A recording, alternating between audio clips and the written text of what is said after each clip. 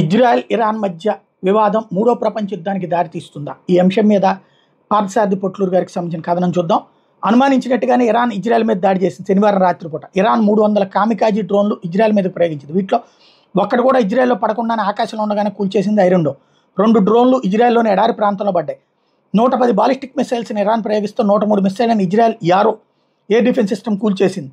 మిగిలిన 7 బాలిస్టిక్ మిసైల్ని Britain, France, US యుద్ధ నౌకలు సముద్రం మీద కూల్చేసాయి. 38 క్రూయిజ్ మిసైల్స్ ఇరాన్ ప్రయోగిస్తే 38ని ఐరన్ డోమ్ కూల్చేసింది. జోర్డాన్ ఇజ్రాయెల్కి మద్దతుగా నిలిచి తన జెట్ ఫైటర్స్ని పెట్రోల్కి పంపించింది. జోర్డాన్ ఫైటర్స్ 2 కామికాజీ డ్రోన్లను కూల్చేయగా అవి ఇజ్రాయెల్ ఎడారిలో పడ్డాయి.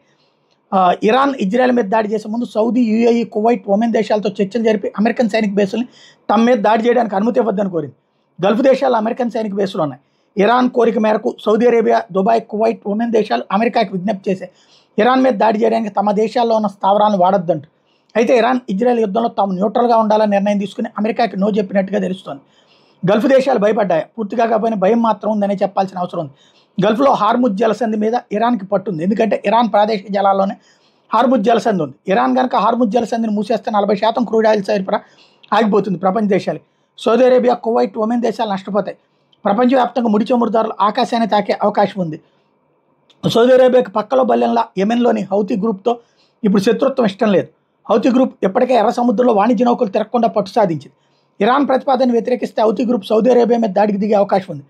హౌతీ దాడుల నుంచి రక్షించేందుకు సౌదీ అరేబియా, అమెరికా సహాయం కోరాల్సి ఉంటుంది. ఇది సౌదీ రాజుకి ఇష్టం లేదు. Of course Joe Biden Democratic Party అధికారంలో ఉన్నంత వరకు సౌదీ అమెరికాకి వ్యతిరేకంగా నిర్ణయాలు తీసుకుంటుంది. ట్రంప్ గెలిస్తే మాత్రం సౌదీ రాజు అమెరికాతో కలిసి పనిచేస్తాడు. 2 దశాబ్దాలుగా ఇజ్రాయెల్ శాస్త్రవేత్తలు arrow anti ballistic missile defence system మీద నిరంతరం పరిశోధన చేస్తూ అభివృద్ధి చేస్తున్నారు. నిన్న ఇరాన్ ప్రయోగించిన బాలిస్టిక్ మిసైల్స్ అన్నింటినీ కూల్చేసింది యారో.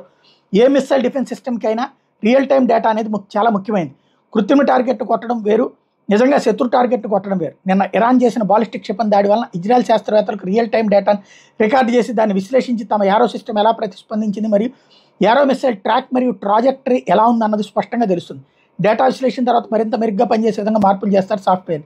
ఇజ్రాయెల్ ఎయిర్ డిఫెన్స్ 3 అంచెలుగా ఉంటుంది. మొదటిది ఐరన్ డోమ్. ఇది అన్గైడెడ్ రాకెట్స్ ఆర్పీజీ నుండి రక్షణ ఇస్తుంది. 2వ వలయం డేవిడ్స్ స్లింగ్. ఈ పదం యూదుల బైబిల్లోని డేవిడ్ సంబంధించిన అంశంతో ముడిపడి ఉన్నటువంటిది.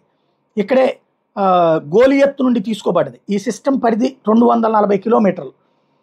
క్రూయిజ్ తక్కువ ఎత్తులో వచ్చే బాలిస్టిక్ మిసైల్స్తో పాటు జెట్ ఫైటర్స్ను కూడా కూల్చివేయగలదు. ఇరాన్ దాడిని ఎక్కువగా ఎదుర్కొన్నది డేవిడ్ స్లింగ్. లేకపోతే యారో 2, యారో 3 అనేది 3వ వలయం. ఈ సిస్టమ్ పరిధి 2400 కిలోమీటర్లు. Intercontinental ballistic missile, hypersonic మిసైల్స్ని ఎదుర్కోగలదు. హమాస్, హెజ్బుల్లా గ్రూపుల అన్గైడెడ్ రాకెట్ దాడుల వల్ల ఇజ్రాయెల్ తమ ఐరన్ డోమ్ సిస్టమ్ నిరంతరం అభివృద్ధి చేసే అవకాశం ఇచ్చారు. ఇప్పుడు Iran David's sling arrow air defence సిస్టమ్ని మరింత డెవలప్ చేసే అవకాశం ఇచ్చింది. అందుకే ఇజ్రాయెల్ మిసైల్ దాడి కోసం ఎదురు చూస్తున్నామని ప్రకటించింది. మొదట ఇజ్రాయెల్కి ఆయిల్ సరఫరా ఆపేస్తామని బెదిరించిన జో బైడెన్ ఇరాన్ ఇజ్రాయెల్ మీద దాడి చేస్తానని ప్రకటించగానే మాట మార్చాడు. ఇజ్రాయెల్కి అమెరికా ఐరన్ క్లాడ్గా ఉంటుందని అనడమే కాదు, వెంటనే ఇరాన్కి హెచ్చరిక చేశారు.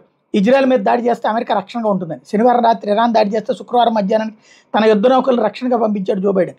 యుఎస్ఎస్ డ్వైట్ డి ఎలిస్హోవర్. ఇది విమానవాహక యుద్ధ నౌక. ఇజ్రాయెల్ సముద్ర తీరంలో మోహరించింది అమెరికా.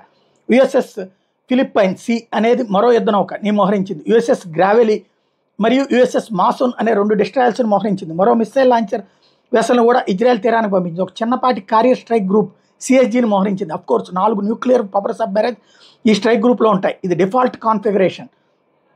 మరోవైపు హార్ముజ్ జలసంధికి దగ్గరగా మరో కారియర్ స్ట్రైక్ గ్రూప్ను తరలించింది అమెరికా.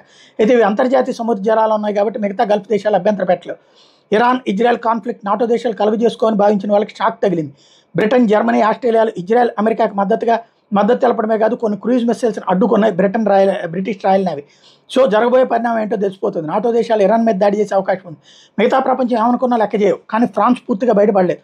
అలా నాటో కూటమికి వ్యతిరేకంగా వెళ్తుందని అనుకోలేము. ఎందుకంటే ఇప్పటికే 1000 మంది ఫ్రాన్స్ సైనికులు, యువకర్తలు ఉక్రెయిన్లో రష్యాకు వ్యతిరేకంగా పోరాడుతున్నారు. అసలు ముస్లిం దేశమైన జోర్డాన్ ఇజ్రాయెల్కి మద్దతుగా ఎందుకు నిలిచింది? జోర్డాన్ రాజు మహమ్మద్ ప్రవక్త వారసుడు. కానీ యూదులకు ఎందుకు సహకరిస్తున్నాడు? తర్వాతి అప్డేట్లో తెలుసుకుందామని చెప్తున్నారు. కొద్ది రోజుల క్రితం ఇజ్రాయెల్ వార్ రూమ్లో సమావేశమైన ప్రభుత్వ ప్రతిపక్ష నాయకులు ఇరాన్ దాడికి ప్రతిదాడి చేయాలని నిర్ణయం తీసుకున్నారు. కొద్ది గంటల క్రితం ఈ రోజు రాత్రికి ఇజ్రాయెల్ F-35, F-16లు ఇరాన్ ఆయుధ ఫ్యాక్టరీలు, అణుకేంద్రాల మీద దాడి చేసేటువంటి అవకాశం ఉంది.